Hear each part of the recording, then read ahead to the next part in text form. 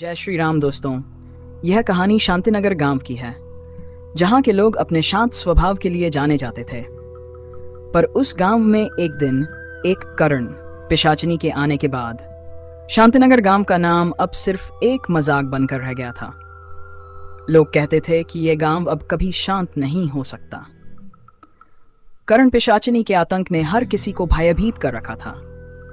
सूरज ढलते ही लोग घरों में बंद हो जाते और दरवाजों पर ताले लगा लेते।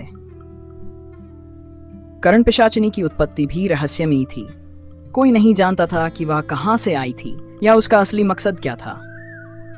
कहते हैं कि वह एक पुरानी मंदिर के खंडहरों में रहती थी, जहां कभी गांव के देवी देवताओं की पूजा हुआ करती थी। लेकिन एक दिन उस मंदिर में किसी ने कोई भयानक तंत्र साधना की और तब से करण पिशाचिनी का जन्म हुआ। गांव के लोग तरह तरह की कहानियां सुनाते थे। कोई कहता कि करण पिशाचिनी एक नष्ट हो चुकी आत्मा है जो अपने अपमान का बदला लेने आई है, तो कोई कहता कि वह एक पुरानी तांत्रिक की आत्मा है जो अनंत शक्तियों की तलाश में भटक रही है। इन कहानियों ने गांव के लोगों के बीच आतंक और भी बढ़ा दिया था। गांव में एक बूढ़ा आदमी था जिसका नाम रमेश था। वह अपनी जिंदगी के अंतिम दिनों में था और उसने कई बार करण पिशाचिनी को अपने घर के आसपास देखा था। एक रात जब वह अपने घर में अकेला था, उसने एक अजीब सी सरसराहट सुनी। उसने जैसे ही दरवाजे की ओर देखा, वहां करण पिशाचिनी खड़ी थी। उसकी खून से सनी हुई दांतों की पंक्तियां और तीखे नाखून देखकर रमेश की सांसें थम गईं। वह अपनी जगह पर जम गया और करण पिशाचिनी ने उसकी आत्मा को अपने काबू में कर लिया। ऐसे ही कई भयावह घटनाएं गांव में हर रात घटती रहती। लोग अपने घरों में दुबके रहते और भगवान से प्रार्थना करते कि कोई इस पिशाचिनी के आतंक से उन्हें मुक्त कराए। जब थिल्लू तांत्रिक गांव में आया, तब भी करण पिशाचिनी का खौफ चरम पर था। थिल्लू ने गांव के लोगों से उसकी गतिविधियों के बारे में जानकारी हासिल की और समझ गया कि करण पिशाचिनी को हराने के लिए उसे अपनी बुद्धि और तंत्र विद्या का पूरा उपयोग करना पड़ेगा।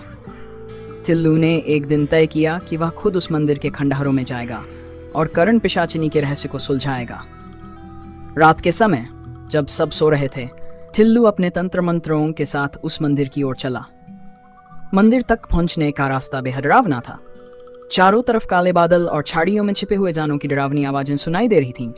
मंदिर के खंडहरों में पहुंचकर टिल्लू ने देखा कि वहां का वातावरण बेहद डरावना था।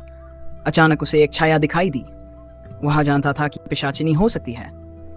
उसने अपनी तंत्र शक्ति का उपयोग कर हुए एक विशेष मंत्र का उच्चारण किया और छाया की ओर बढ़ा। तभी एक तेज हवा का झोंका आया और टिल्लू का ध्यान भंग हो गया। अचानक करण पिशाचिनी उसके सामने प्रकट हुई। उसकी लाल लाल आंखें और भयानक चेहरा देखकर टिल्लू भी एक पल के लिए सहम गया। करण पिशाचिनी ने अपने तेज नाखूनों से टिल्लू पर हमला किया, लेकिन टिल्लू ने अपनी तंत्र विद्या से खुद को बचा लिया। करण पिशाचिनी ने टिल्लू को धमकाते हुए कहा, तुम मुझे नहीं हरा सकते बालक, मेरी शक्तियां अनंत हैं। टिल्लू ने जवाब दिया, शक्तियां अनंत हो सकती हैं, लेकिन सत्य और अच्छाई के सामने हर बुराई झुकती है। टिल्लू ने अपने मंत्रों का उपयोग करते हुए करण पिशाचिनी को घेरना शुरू किया। उसने एक विशेष यंत्र निकाला जो करण पिशाचिनी की शक्तियों को कमजोर कर सकता था। टिल्लू ने मंत्र का उच्चारण किया और यंत्र को सक्रिय कर दिया। करण पिशाचिनी चीखने लगी। उसकी शक्तियां कमजोर होने लगी। लेकिन तभी एक अजीब बात हुई। करण पिशाचिनी ने टिल्लू से कहा, तुम मुझे नहीं समझ पाओगे, मैं यहाँ किसी और के आदेश पर आई हूँ। मेरा असली शत्रु कहीं और है। टिल्लू ने चौंक कर पूछा, कौन है तुम्हारा असली शत्रु? करण पिशाचिनी ने कहा, वह तांत्रिक जिसने मुझे इस हाल में छोड़ा।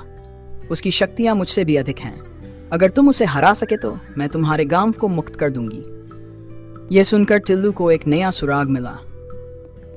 उसने करण पिशाचिनी से वादा किया कि वह उस तांत्रिक को खोजेगा और हराएगा।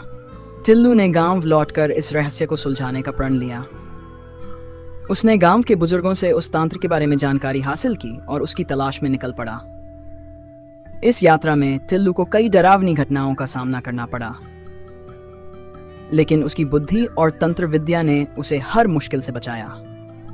आखिरकार टिल्लू ने उस तांत्रिक को ढूंढ निकाला। उसकी ताकतें करण पिशाचिनी से भी अधिक थीं, लेकिन टिल्लू ने अपनी चतुराई और धैर्य से उसे हराने की योजना बनाई। उसने तांत्रिक के खतरनाक जाल को पार किया और उसे मात दी।